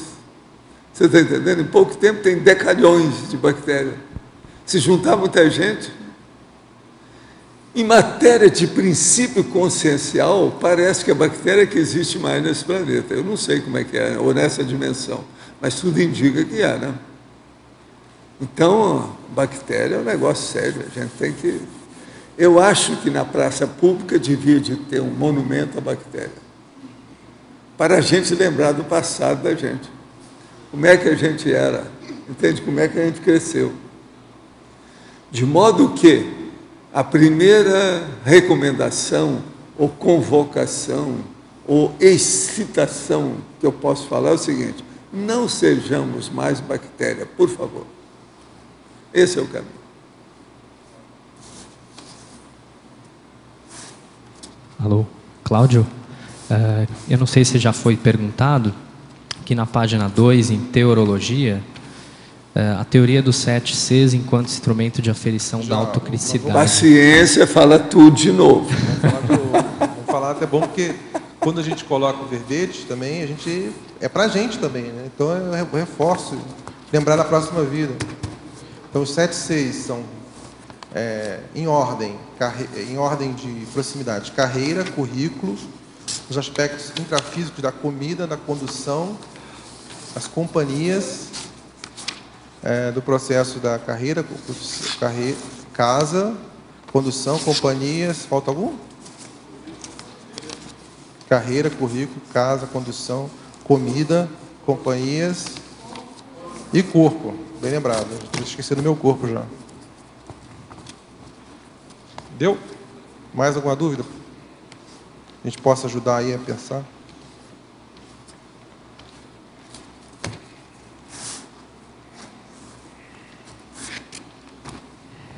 Eu trouxe uns exemplos de algumas consciências que utilizavam autocrítica. Eu trouxe um livro aqui com alguns discursos.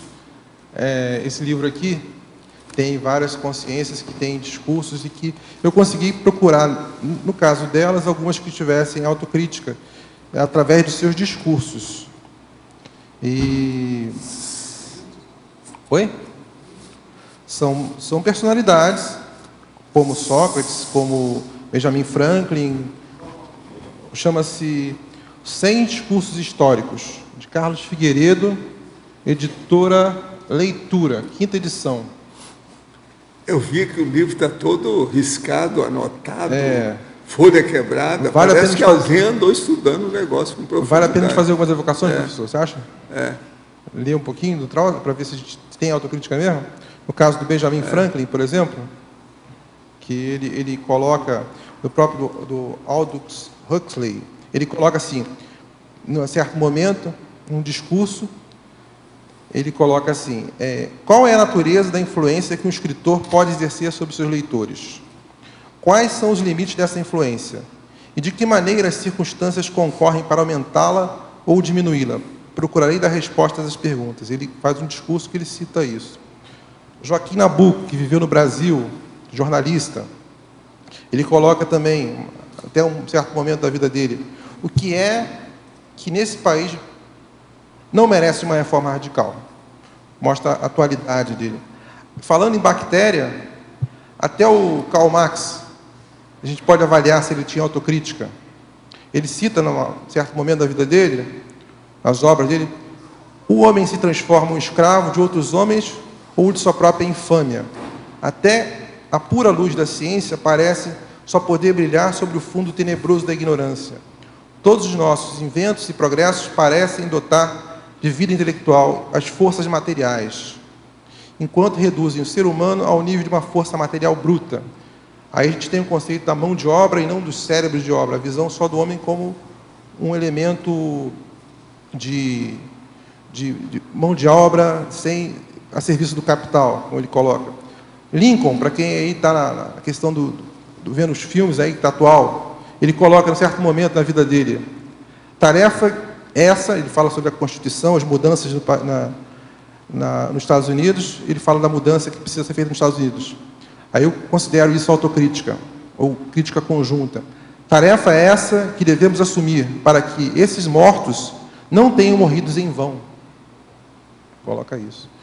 E o Benjamin Franklin, ele coloca, em certo momento da vida dele, eu considero ele bem autocrítico, ele fez um discurso, dia 7 de setembro de 1787, na sessão de convenção constitucional que aprovou por unanimidade a Constituição dos Estados Unidos da América. Ele coloca assim: quanto mais velho fico, maior a tendência que tenho de duvidar do meu próprio julgamento sobre os outros. A maioria dos homens, e também a maioria das seitas religiosas, pensam estar na posse de toda a verdade. E aqueles que não concordam, consequentemente, estão errados. Foi esse cara que inventou o para-raio. Foi. Pois é, mas até hoje não está adiantando nada. Pô, o raio está matando um monte de gente. É o país dos raios, né? É. Ele não explicou bem, devia ter falado mais sobre o assunto. Ele fez a parte dele, né? Ele inventou o para-raio. Né? A gente tem que aprender a utilizar, né? Antes o para-raio do que nada, né? É.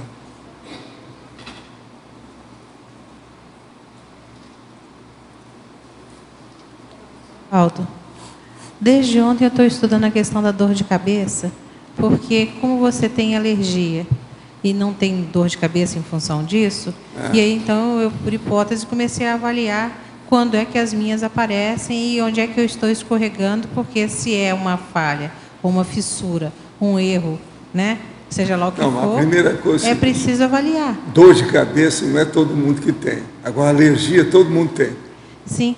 Mas aí eu comecei a checar, cada vez que tem uma entrada, porque aí começaram a ocorrer sincronicamente processos em que eu pensava, dava uma escorregadinha de pensar mal de uma situação e a dor vinha. Aí eu recorria, fazia uma revisão, um checklist e pegava ali no Mas aí é somatização. E fazia Isso aí a psicologia tem estudado muito o processo da somatização.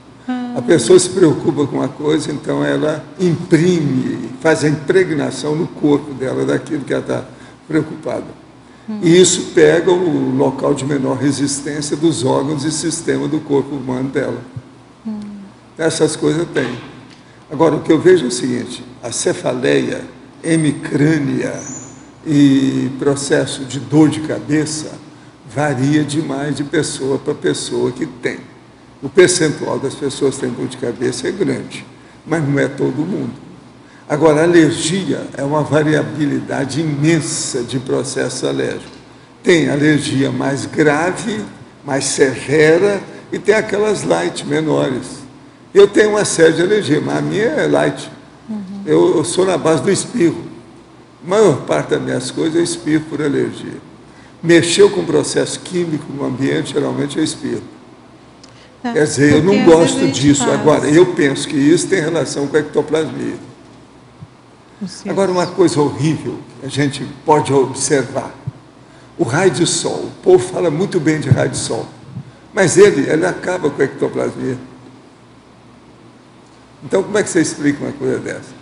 A base da vida toda está no raio de sol, que é a iluminação, o calor, as plantas, tudo isso. No entanto, se você traz o ectoplasma e colocar no sol, o raio de sol, o luar, tudo isso influi no ectoplasma. Mas a luz ela é degradadora de uma série de coisas orgânicas. Pois é, então você vê que existe a matéria numa gradação muito interessante.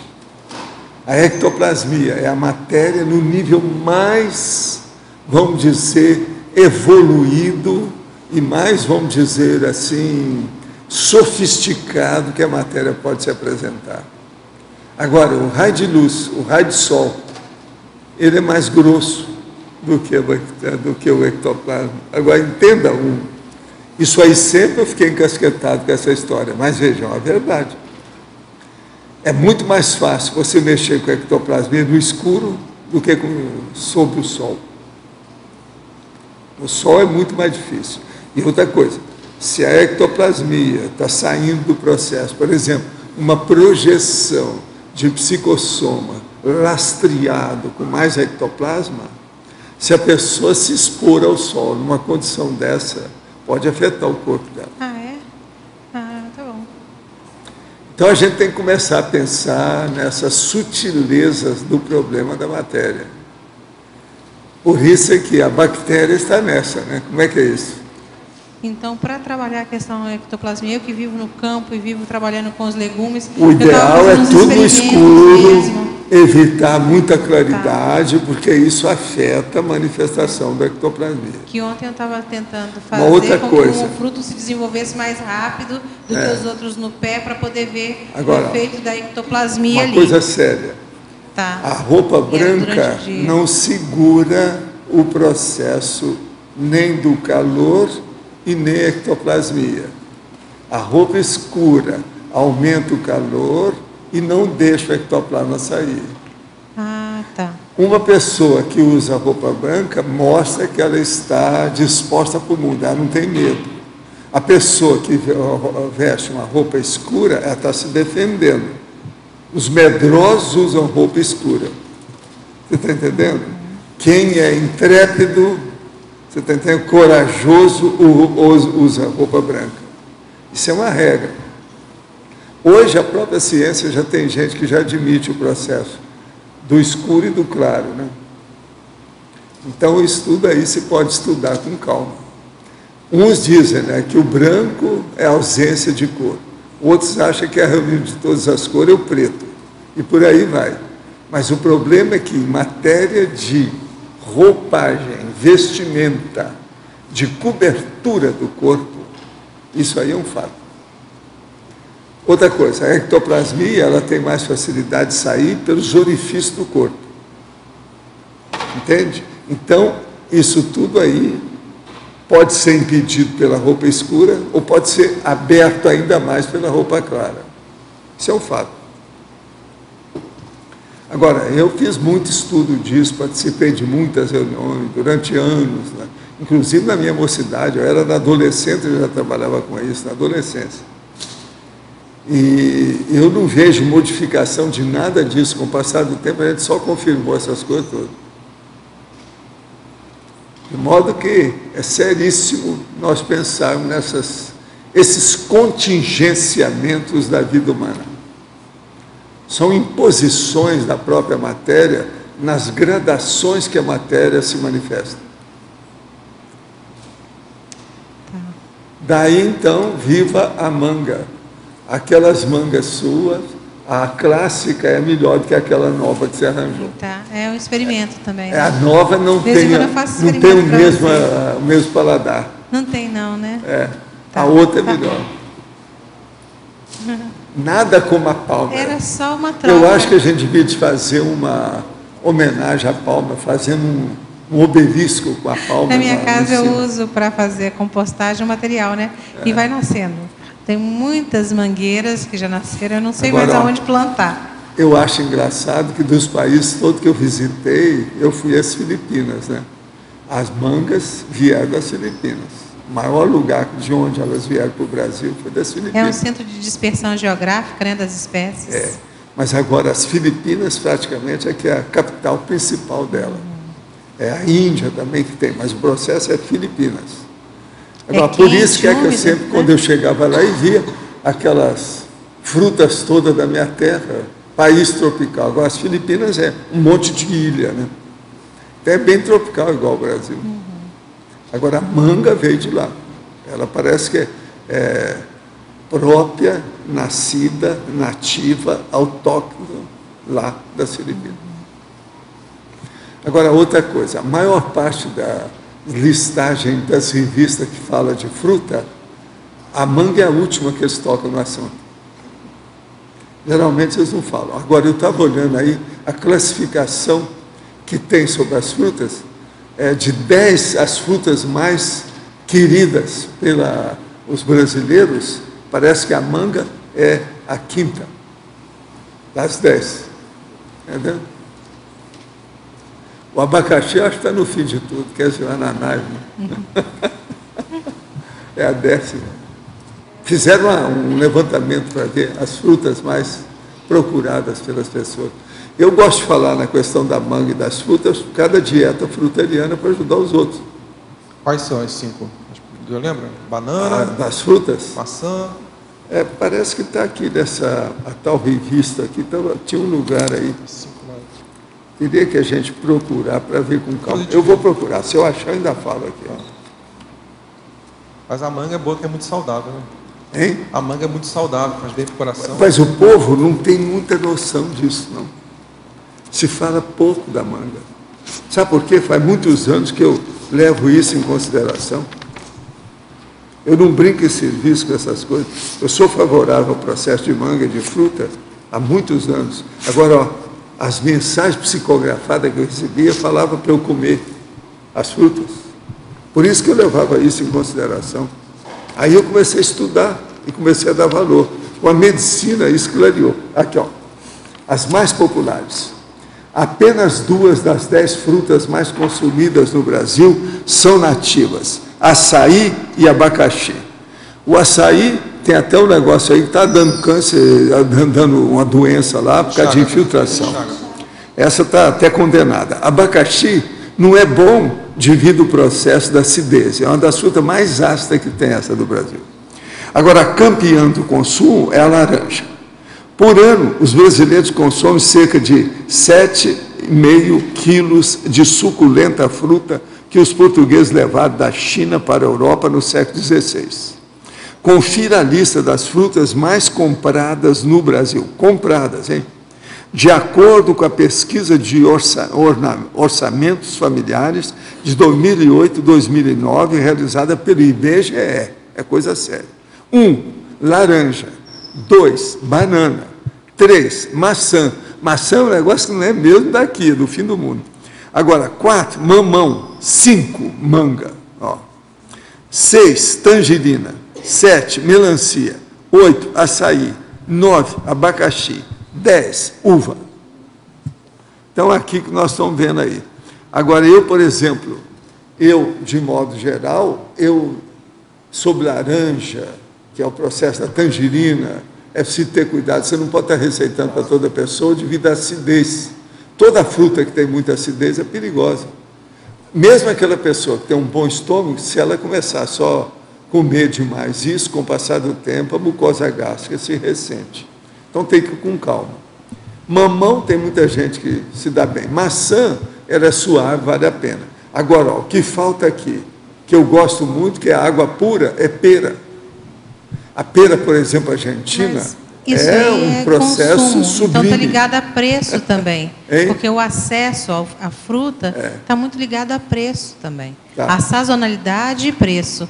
Então, como a laranja tem um ciclo de produção de precoce, médio e tardia de muitos meses, então você tem uma oferta grande do fruto, então, tranquilo. Banana também é amiláceo básico de muitas comunidades. Uma coisa boa que eu falo para a turma é o seguinte: quando você estiver com muita sede, não tome água sempre, como uma pera. Eu acho melhor, do ponto de vista geral, do metabolismo. Por exemplo, essas peras da Argentina, por exemplo, quando madura, aquilo é uma coisa... É uma água que tem paladar, quer dizer, o máximo. É preferível do que tomar água. Entende? É uma coisa para se pensar. Professor, sim. Esta é a revista que cita a Consciência. É a do Brasil que está falando isso. O senhor pode me dizer o nome da revista? Chama Brasil Almanac de Cultura Popular. É aqui de março, ela é mensal. Março de 2013. Já é o número 167, para você ter uma ideia. Muito obrigada. Não é encarte nada, não. Ela está falando aqui sobre República das Bananas. Olha aqui, é tudo sobre fruta, por isso que eu queria ler com calma. Não, mas me interessa... Agora, é aqui que fala, os dias, eles falam tudo para exaltar o Brasil. E estão falando o educador aqui, que é o Ernesto Carneiro Ribeiro, que esse homem defendeu demais o Brasil. Agora, é justamente a Consciex que orientou a construção de Brasília. Foi esse homem. Você vê, o negócio é Brasil, estão falando nele, é o processo da educação, o homem continua trabalhando, filho. Impressionante isso. A gente pensar nessa história. Obrigada. Agora, Cláudio, nós contamos com mais 200 verbetes da sua parte, pedimos às suas excelentíssimas assessoras para pressionar um pouco o professor aí, que nós queremos. Você precisa de comparecer mais nessa cadeira. Ela foi feita para você. Tá ok? Obrigado. Os nossos comerciais. Obrigada. As pontuações da tertúlia de hoje foram 65 assinaturas no livro de presença, 20 perguntas presenciais e 10 perguntas respondidas online. Hoje temos 5 recados. Tiago, palestra Conscienciologia na Infância, Evolusim. Regina, programa de iniciação paracientífica, Reconsciência. Watson, palestra Holopensen na Austrália. Cristiane, definição de especialidade pessoal. Marconi, curso Sinalética Parapsíquica. E antes, os amigos da Enciclopédia. Boa tarde. No próximo dia 31 de março vai ter o sorteio mensal do programa Amigos. E entre os prêmios, cursos e livros, tem uma vaga para um curso muito especial. É a Imersão Mental Somática Interassistencial, promovido pelo Intercamp, que acontece em 19, 20 e 21 de abril, no Rio Grande do Norte, em Natal. Então, olha, os amigos ativos, os amigos que estão com a assinatura em dia, ou que fizerem assinatura ou renovarem, estarão concorrendo a esta vaga imperdível, além de outros cursos e livros também. Então, a gente convida a todos, principalmente aqueles que estão com a assinatura vencida nos últimos meses, que voltem ao nosso convívio, e quem não é amigo, sempre é tempo. Muito obrigada. Boa tarde a todos. A Evolusim gostaria de convidar todos os pais, educadores e pesquisadores interessados a participar da nossa palestra hoje, às 3 horas, que é o tema de a Conscienciologia na Infância. A participação de vocês pode ser online, clicando no link que está no nosso site, que é www.evolusim.com.br, ou na página do Facebook, ou também presencialmente, né? Presencialmente aqui na sala da Evolusim, no discernimento. E é interessante justamente para vocês conhecerem as abordagens da Conscienciologia sobre a infância e tirarem suas dúvidas. Tá? Sejam convidados. Boa tarde a todos. Eu estou aqui para convidar a todos para o programa de iniciação paracientífica da Reconsciência. O programa de iniciação paracientífica, a gente traz escolas das neurociências, das ciências cognitivas, e a gente faz uma releitura a partir das pararealidades. Então, como seriam, né, as abordagens de determinados pesquisadores e escolas de ciência a partir da autoconscienciação multidimensional, percebendo que a realidade ou que a ciência não é unidimensional, e sim multidimensional.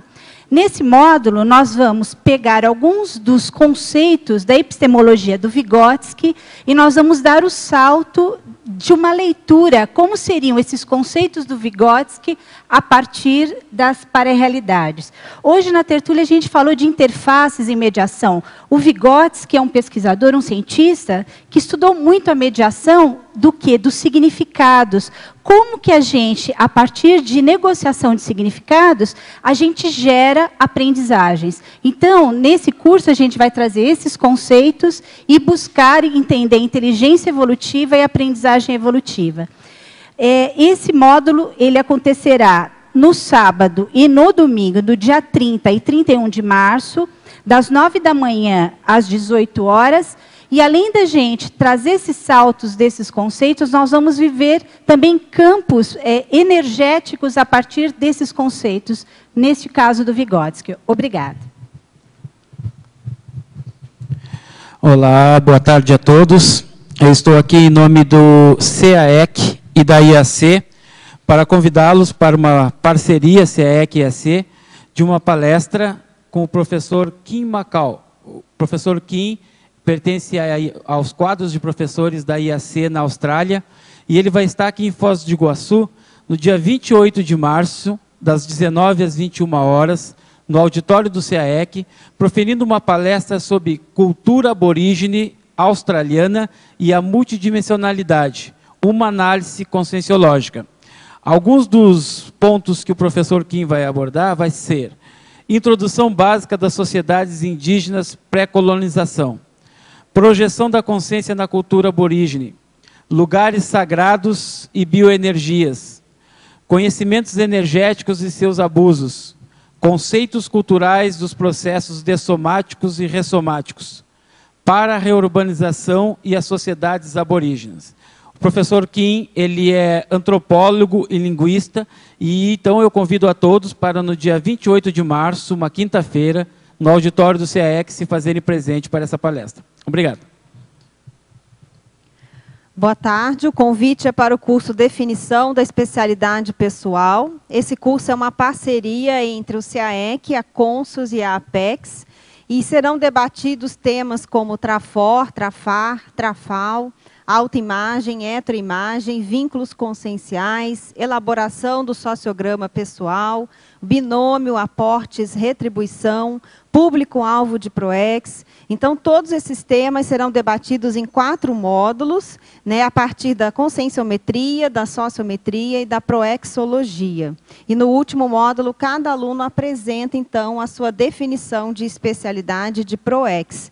O objetivo é que, a partir dessa definição, cada aluno, cada intermissivista possa ter maior rendimento dentro da sua PROEX pessoal.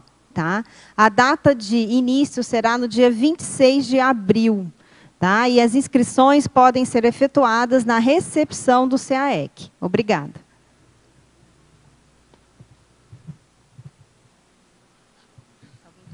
Boa tarde a todos.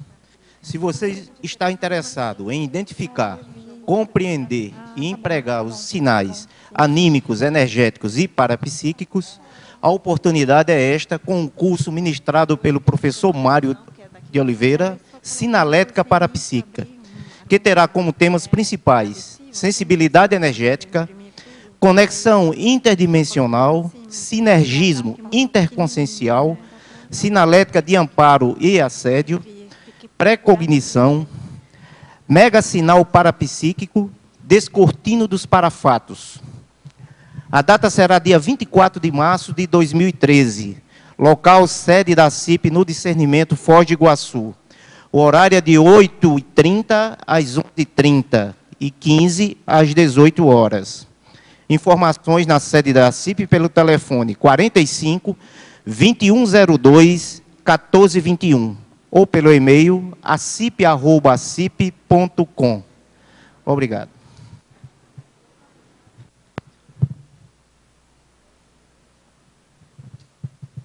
O verbete da manhã é Praxis Parapedagógica, especialidade para pedagogia. Autor, Egrisson Alves. Obrigada e boa tarde a todos.